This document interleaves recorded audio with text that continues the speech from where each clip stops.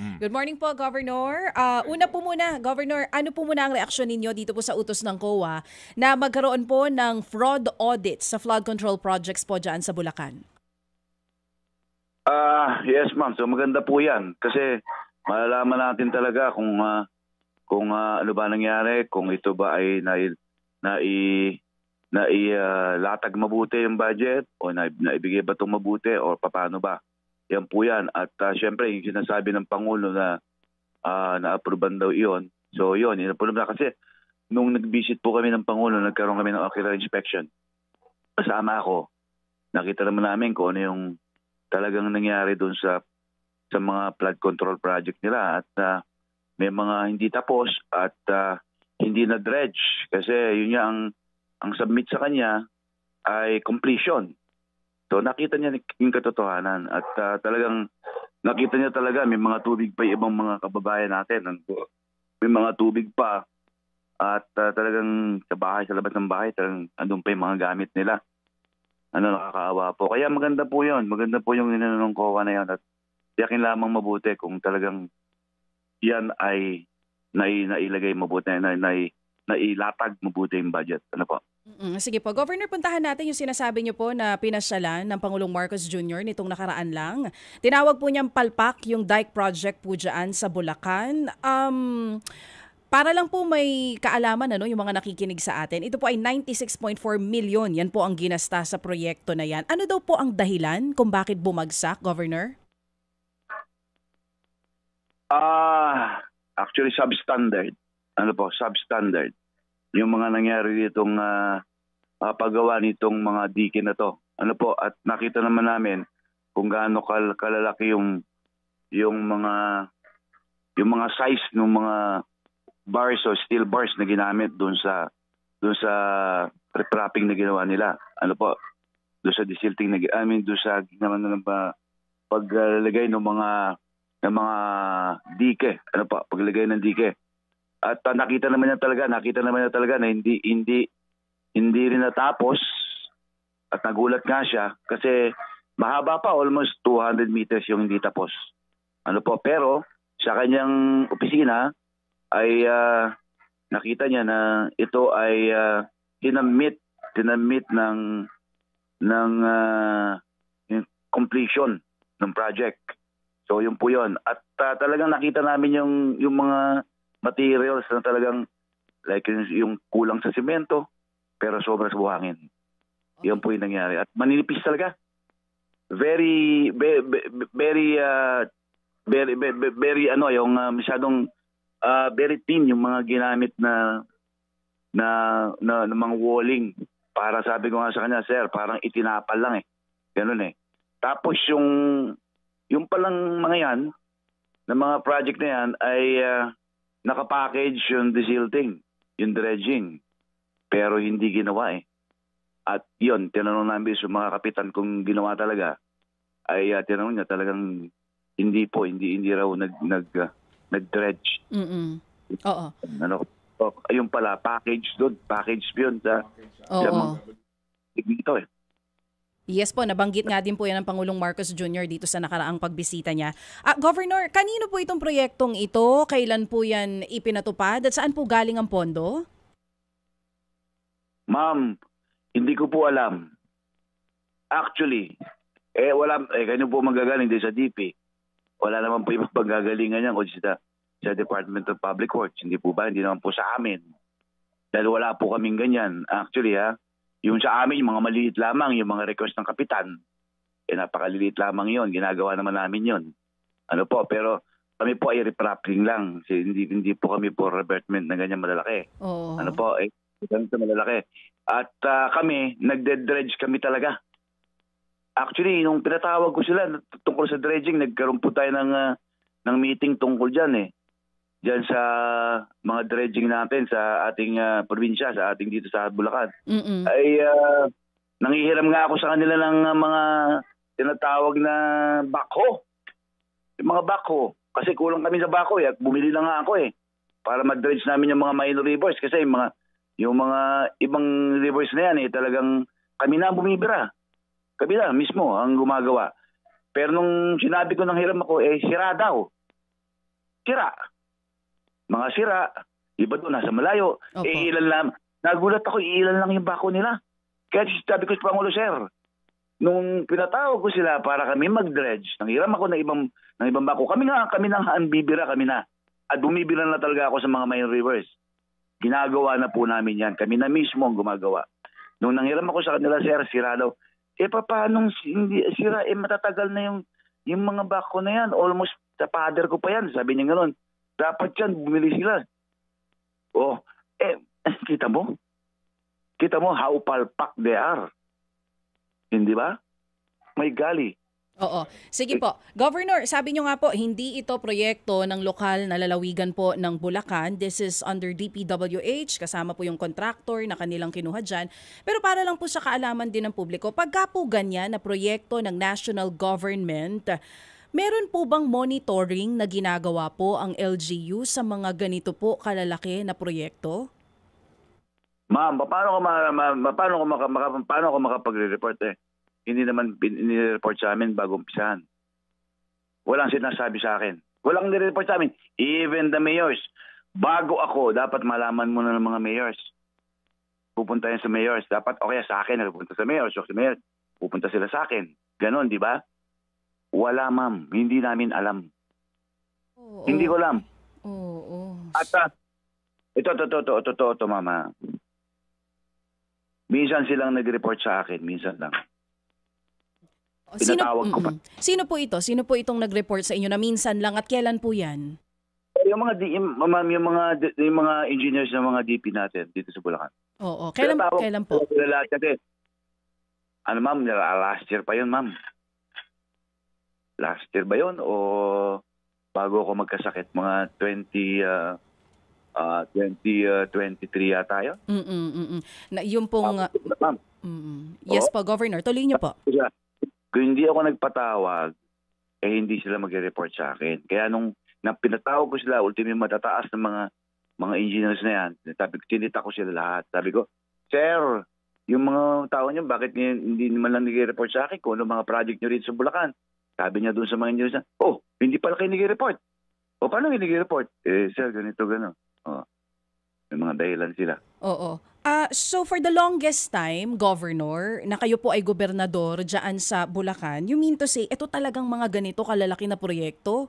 Wala talagang reporting na nagaganap po sa inyo? Pwera na lang kung ipapatawag nyo po itong mga engineers ng DPWH? Tama po ba yung pagkakaintindi namin? Wala pong reporting, ma'am. Minsan lang sila nag-report, pinatawag ko pa. Kasi nga humihingi sila ng PDC resolution. Yung PDC resolution, nangingi sila dahil yun nga, kailangan yung mga project. Oo. So, hiningi project, hininan ko. Iba-iba yung mga project. Dami. Iba-ibang project. O ngayon, tinanong ko sa kanila, bakit hindi kayo nag-report sa akin pag kami ganyan? Ngayon lang sila kayo nag-report. Kasi may kailangan nga, yung PDC resolution. Yung Provincial Development Council Resolution po, Governor. Apo. Sige. Yes, sir. Yes. Apo. Gov, ilan po ang distrito ng Bulacan? Meron po kami ngayong Lone District, 1, 2, 3, 4, 5, 6. Yan. Opo. May 6. Opo. Bali mga 7 kami Lone District. Opo. Sandali po. 6 po ang regular district, tapos yung San Jose del Monte, Bulacan, Lone District. Ano po? Yes, Dad. Okay, sige po. So ito pong 6 tsaka yung isang Lone District, wala ho kayong kaalyadong congressman doon? Sige to. Okay, ganito ha. Yung District 1. Yung actually, in District 6. And 2. Okay. District 1 po. In the rest, hindi na. Apo. And the rest, hindi na po. Yun ho bang San Miguel, Bulacan ay anong district? District, kasama po na yan. District 3 pala yan. Kaya kaalyado namin. Kaalyado po ninyo itong San Miguel, ito hong distrito na to. Opo. Yes. Opo. So dito po, gawin nating halimbawa itong San Miguel, Governor, ha? Sa usapin lang po ng koordinasyon. I mean, sabi nga ninyo, wala kayong kaalam-alam. Saan ginagawa itong project, sinong gumagawa dyan, pati yung mayor, walang kaalam-alam. Gamitin po nating halimbawa itong San Miguel. Ano po? Sa San Miguel, Bulacan, kung pupuntahan ko lang po itong 2023 budget, ha? Lahat po ito, San Miguel, Bulacan. Hindi ko na iisa-isahin, mahaba-haba itong listahan. Dito po sa 2023 budget, 1.3 billion ang inilaan na pera. San Miguel River po, particularly dito, at saka yung Bulo River, no? Ang pinaglaanan po ng pera. Opo, ito ho, 1.3 billion for 2023 alone. Ngayon po, kapag pinuntahan natin itong 2024 budget, opo, San Miguel pa rin po ito, ha? 1.269 billion naman po inilaan. So sa laki po ng mga proyekto, dami nito, ni isa hindi kayo kinonsulta? Boss, yung Bulo Dam, nung ginagawa yun, nakita ko yun. Pero yung mga nakaraan, hindi na. Opo. May nag-report na lang sa akin na yung revertment ng isang ilog, I think San Miguel din yan eh. Hindi ko maalala eh. Pakahaba nung yung revertment na yun, napakahaba. Oo nga po. Pinta ng picture sa akin ng kapitan, bitak-bitak talaga. Bitak-bitak na talaga. Saan lugar to? Ay, hindi ko matandaan kung San Miguel ito, pero alam ko San Miguel yun. Pero yun yung hindi ko matandaan eh. Okay, sige po. Opo, sige po. So San Miguel talaga. Opo. Yung una yun, yung sa Bulo Dam. Di ba, nasira ulit yun eh. Kaya, pinagitan yun. Okay yun. Kita ko yun. Okay, opo, sige. So, the rest, hindi ko na alam. Maliban doon sa mga, hindi ko na alam yung mga other projects. Opo. Itong Hagonoy ho ba, kalyado nyo ito? Itong distritong ito? Hagonoy halimbawa? Yung congressman? Opo, itong distrito nito, sa Hagonoy? Yeah. Kaano namin to? Kalyado po. Sa Hagonoy kasi, hindi na ho nawawala doon ng tubig, as you know, Governor. No? Pero sa Hagonoy pa lang po, kung pupuntahan natin tong Hagonoy, Bulacan, Governor, hindi rin pala naman sila nasisiro sa mga flood mitigation projects. Kasi sa Hagonoy pa lamang, 2023, 500 million. And then meron din po silang 2024 budget na ang halaga po ay umabot na 925 million. So itong mga proyekto nila, halimbawa lang, flood mitigation structure with pumping station, floodgate, Barangay Mercado, Hagonoy. Opo, flood mitigation structure at Carillo, Hagonoy. Opo, Mercado, Hagonoy. Ang lalaki ho ng pondo. Itong ganitong mga proyekto, as in totally, wala kayong kaalam-alam din, Governor? Hindi po sinabit sa akin yan. Hindi ko po alam yung mga project na ganyan dyan. Actually, nasa kanila po yan. Kung yung nasa congressman. Nasa DP, nasa kanila po yan, sa congressman, kanila po yan. Opo. Actually, tinulungan ko pa nga ang DP eh. Kasi kami mga project, I don't know kung binadgetan nila. Hindi ko na alam. But, eto nga, yung pumping station, yan. Yung mga pumping station na 11. Yan. At kaya lang, tinulungan ko pa nga sila para magkaroon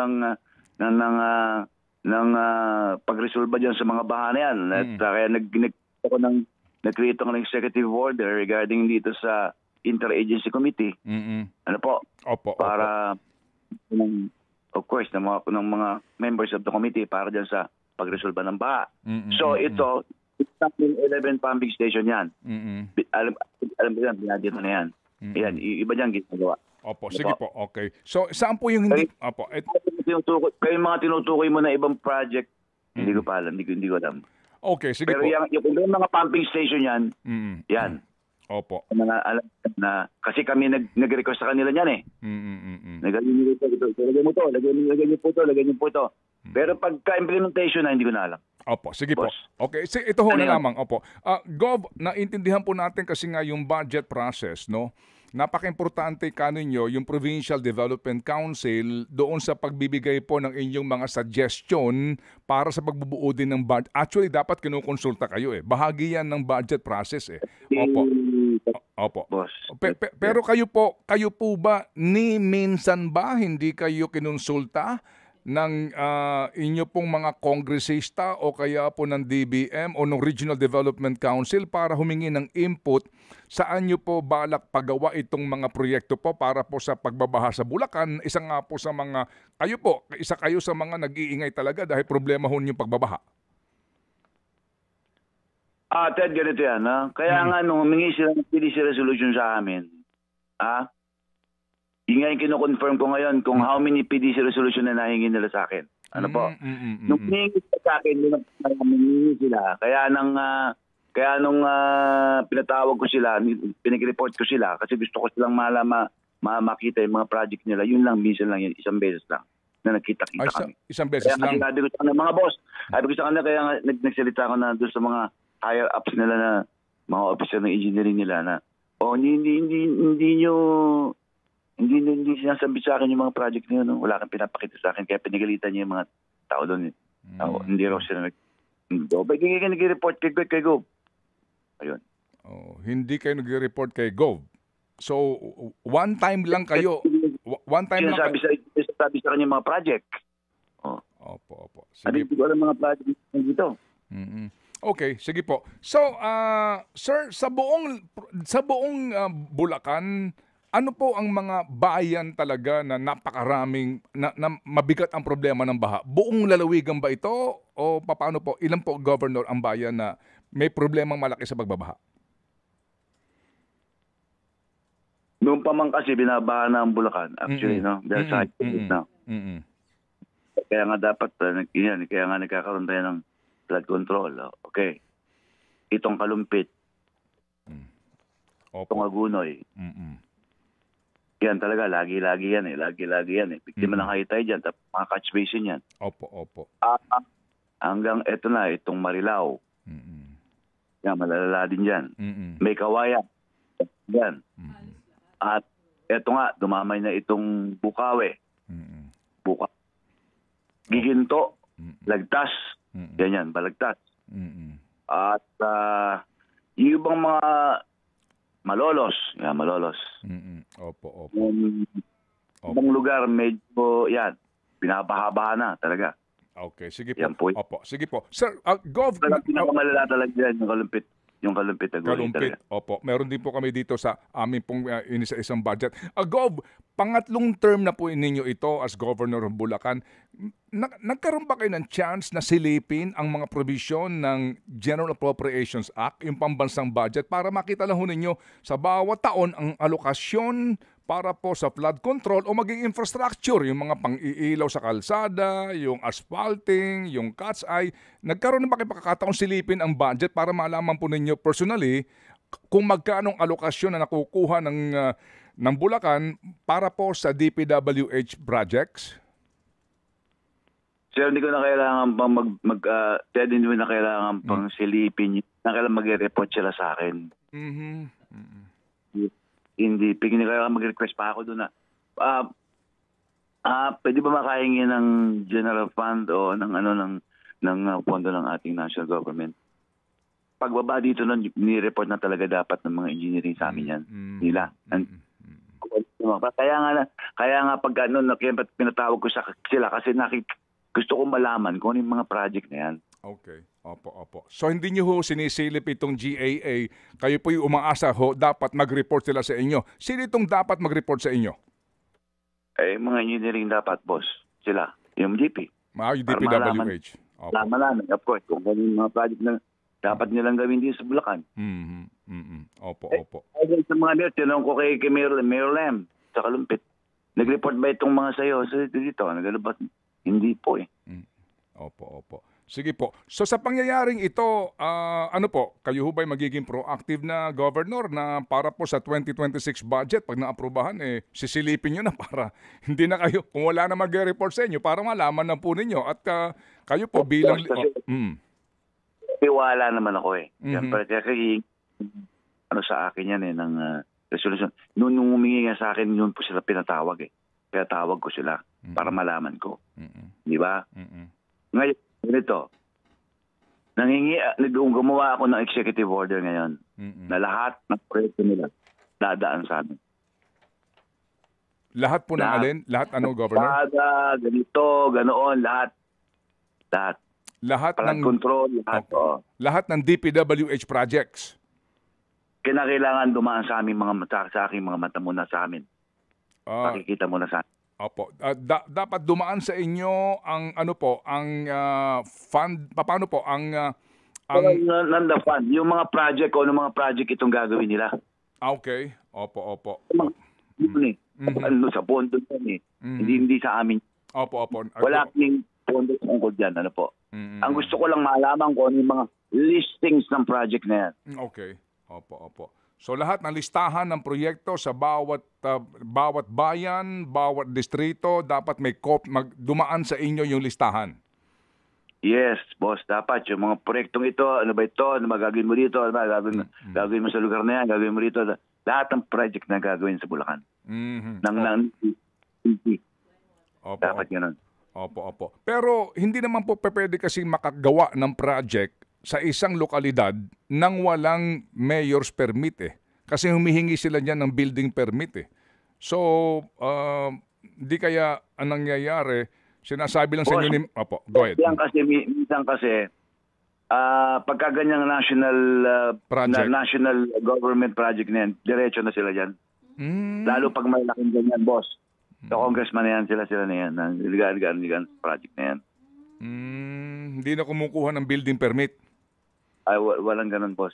Okay. Opo. Sila ba exempted sa building permit o talagang di na kumukuha? Ano, boss? Sila ba exempted sa building permit o talagang hindi na kumukuha talaga ng hindi na kumukuha ng building permit?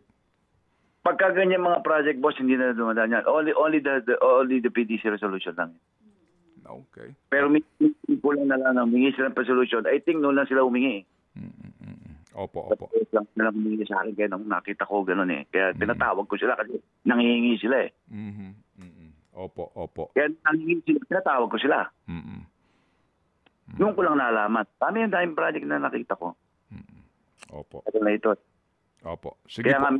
Kaya sa akin, totoo lang. Okay. Sige po. So sa ngayon po, masama ang loob nyo, Governor. Kasi ang laki ng problema sa baha. Ang laki pala ng pera nilalaan dyan para sa baha sa inyo. Hindi lang naman ako na-shock. Kahit yung Pangulo, nakita niya kung ano nangyari, di ba? Ako na-shock din po. Sa laki ng budget na in-expose ng Pangulo doon sa mga projects na din, laki niyan, di ba? Tapos, pa kami sa kalsada, sinamba naman ang disasama ng loob. Nakita yung mga kababayan namin. Until now, may tubig pa rin yung iba. At nakikita namin yung mga gamit ng mga tao nasa labas. Opo. Talagang may mga putik, talaga lahat. Yung pala, nung nakita namin, putol, nagawa dito, tapos pinabayaan na yung 200 meters. Tapos yun yung pala, sabi ng Pangulo, ni-report sa akin completed. Tapos sabi ng Kapitan, tinanong ni President kung ito ba yung nag-dredge. Hindi daw. Wala daw dredging na ginawa. Tama yung Kapitan kasi nakita namin sa gitna ng ilog, may island na. Tinutubuan na ng damo. Opo. So, kumbaga, kung nag-dredge ka, wala dapat island sa gitna ng ilog. Opo. Kumbaga nga, sabi nga, ghost project. Sige po. So, Governor, muli kami makikibalita sa inyo, ha? At kami po'y nagagalak na kayo nakasama ng Presidente at nakita nyo first hand itong isa sa sinasabing questionable pong proyekto sa inyo pong probinsya. Salamat po, Governor.